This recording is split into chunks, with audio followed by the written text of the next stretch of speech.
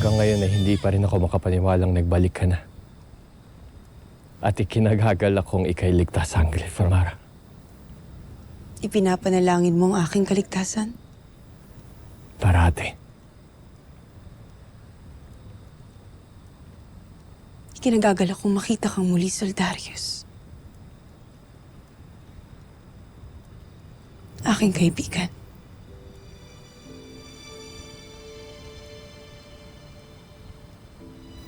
Kung iyong mamarapatin, ay nais ko sanang madinig ang iyong mga pinagdaanan sa mundo ng tao. Hindi sapat ang gabing ito upang maisalaysay ko ang lahat.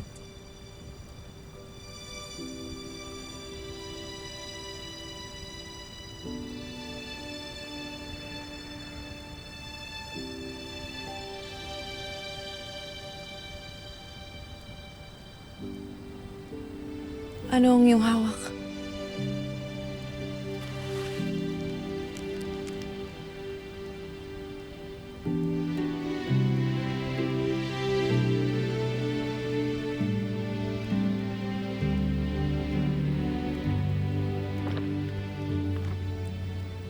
Higit kong ikinatutuwang yung pagtanggol sa aking albe, si Hara Armea.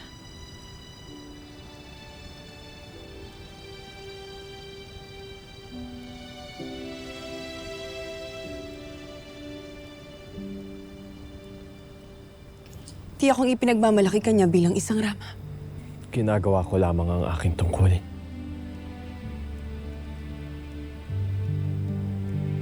Rama Soldarius, naghihintay na po ang ating mga kasamaan. Hinihintay ka na ng iyong tungkulin.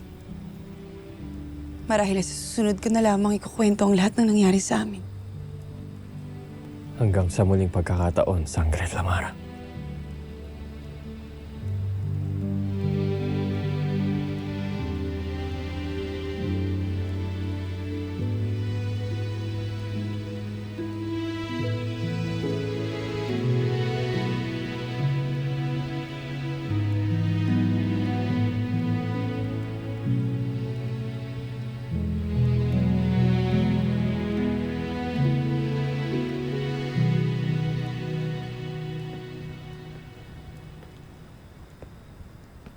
Apwe, Miradea, kanina pa ba kayo rito? At bakit kayo nagtungo rito? sa aking palagay, ikaw ay nangangailangan ng makakasama ngayon.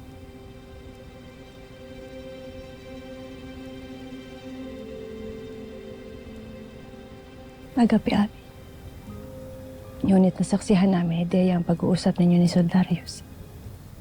At ramdam kong malungkot ka.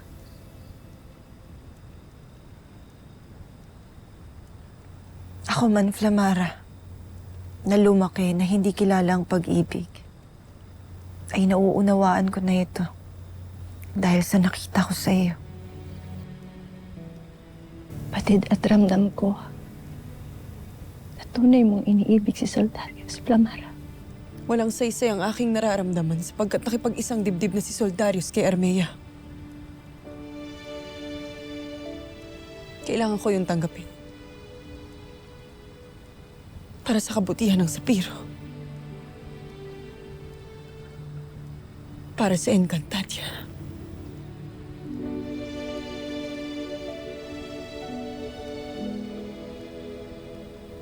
Aking kapatid, hindi mo batid kung gaano kita nais yakapin ng mahigpit.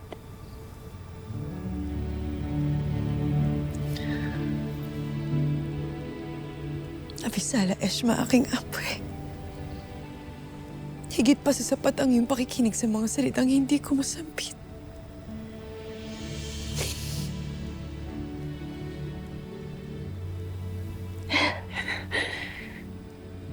Ramdam ko na mayroon akong kasama. Ramdam ko na mayroon akong kakampi. Mira.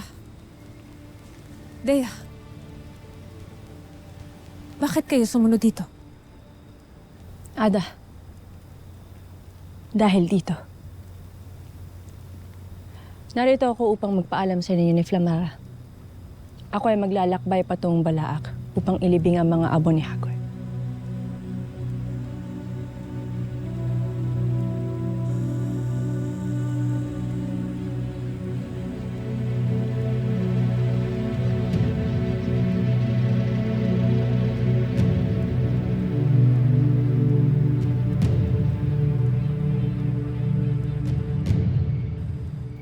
Panginoon, marahil ay may magagawa pa tayo upang maibalik si Hagon. Naging tapat siyang alagad sa iyo. Sinunod niya ang lahat ng utos mo.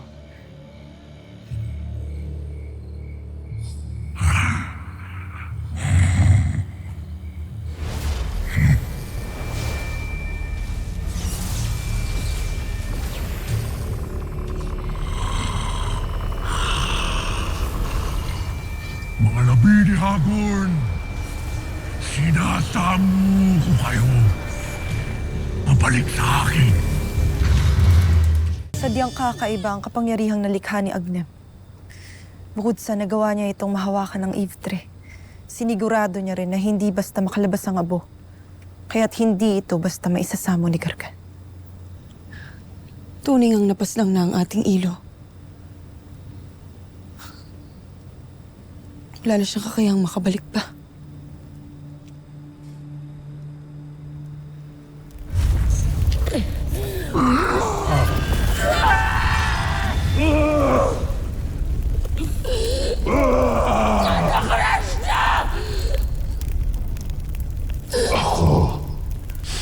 Ang bahala kay Mira at kay Damara. Tama lamang ang iyong pasya na ibalik siya sa Balaak upang makatiyak. Ngunit bago ka umalis, nais kong malaman mo na pinapahanga mo ko sa iyong katapangan at kagitingan, aking anak. Ako man, Mira.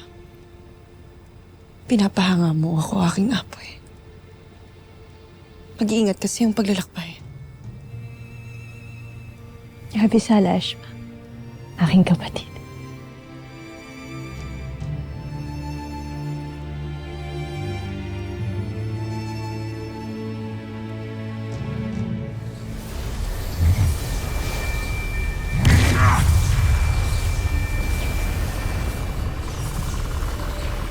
Tila'y natuto na ang ating mga kalaban. Tiyak may pananggalang ang mga labi ni Hagorn. Kaya't hindi ko na ito matawag pabalik sa akin.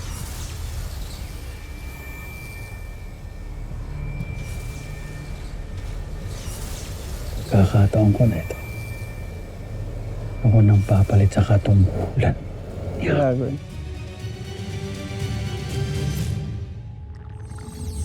Bakit walang ipinapakita ang balintata? Nangangahulugan lamang na hindi siya ikantadya nilikha o nagmula ang itim na brilyante. Hindi kaya nasa Devas ang kasagutan? Yvtre, handa akong pumunta ng Devas para malaman ang kasagutan dyan. Sasama ko.